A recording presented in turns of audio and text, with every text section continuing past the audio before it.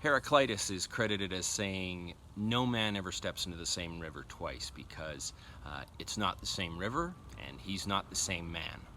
And given today's prompt for the RPG A Day 2019 challenge, which is unique, I think I want to adopt that quote a little and say that no player ever plays the same game twice, because it's not the same game and they're not the same player. And you might say, wait a second, how can it not be the same game?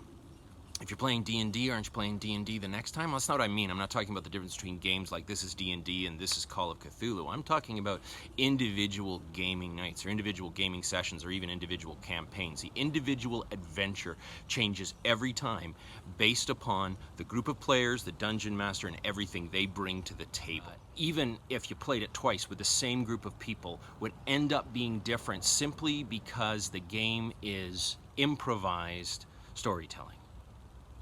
And that makes each game unique. When I was first starting out as a player of Dungeons & Dragons, as a dungeon master, I just had this basic set, and I had one adventure, which I talked about on my first day of the challenge.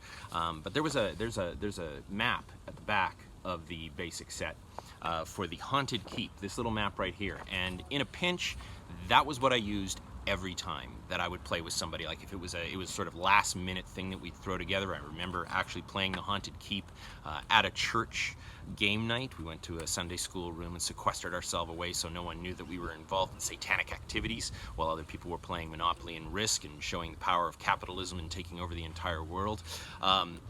We were playing our way through the Haunted Keep, and I did that multiple times. It was always my go-to, and the players got to the point where I think they knew the dimensions of the room. They absolutely knew that that one had a sunken pool in it, but they didn't know what monsters were in there. They didn't know what treasure was going to be inside, and so it changed just a little bit every time. It was a unique experience every time. Later on, when pressure by the church made me have to go completely underground, and I started playing Middle-earth role-playing instead of Dungeons & Dragons, because it was like a stealth bomber. People would be like, are you playing Dungeons & Dragons? I'd be like, no, we're not. We're playing a game based on Tolkien's work. And they're like, well, he's a Catholic, so that's close enough. But we would, my group, playing Middle-earth role-playing over and over and over again, we would run this module, Bree and the Barrow Downs. And my players would use Bree as a home base, and then they would launch out to the Barrow Downs, and they would go in there, they would raid the barrows for treasure, which I know to Tolkien purists is absolutely a no-no. You're not supposed to do that. That's probably going to lead you to shadow and whatnot, but I was a teenager and I had to get loot for my other teenage players, and so Bree and the Barrow Downs was a perfect place for us to go with the sort of usual hack and slash and treasure grab approach that was popularized by Dungeons & Dragons. The other one that we played a ton was a module called Gates of Mordor. And you can see, I could have shown you this with Bree as well, that the cover has come completely off of this. That's how many times we played it. It just finally fragments. It comes apart in your hands if you play it enough times. This is the proof of a beloved module right here. Gates of Mordor was interesting though, because it started with the characters coming to an abandoned winery, Mar Liarnen's winery, and they would, have to rescue it from some orcs. They would use it as a sort of starting point.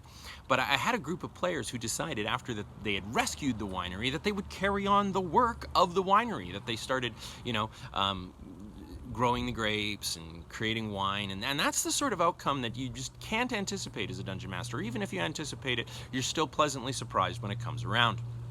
That was something that was really exciting, going from, just treasure raid with Bree and the Barrow Downs to, hey, what we want to do is we want to start up a viable economic moment here.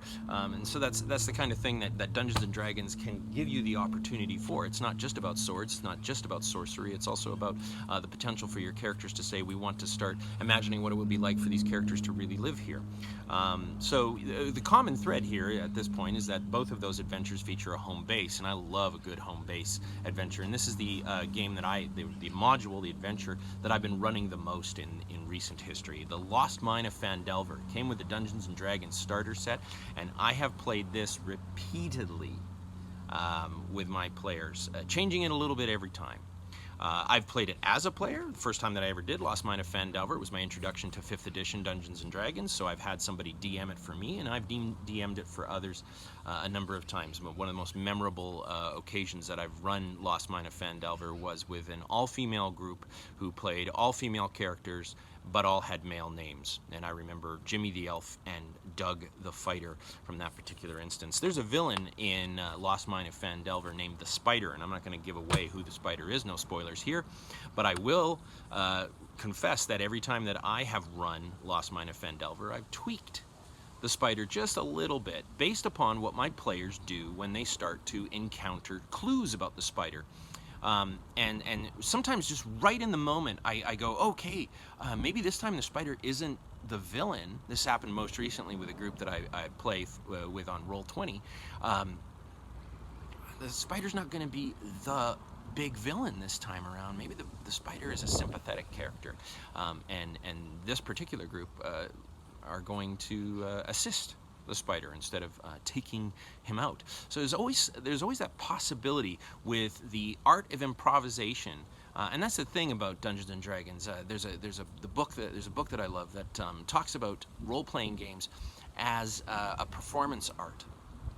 And I think about each session as this moment of improvisational drama that is only seen by a small group. I once said that role-playing games are a performance art where the actors are also the audience.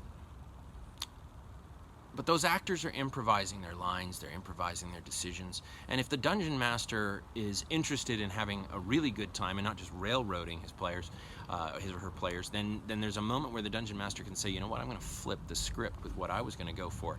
And that's what can bring the possibility of every adventure, even if it's the same one, even if you play it again with the same group of players, you can have a completely unique experience.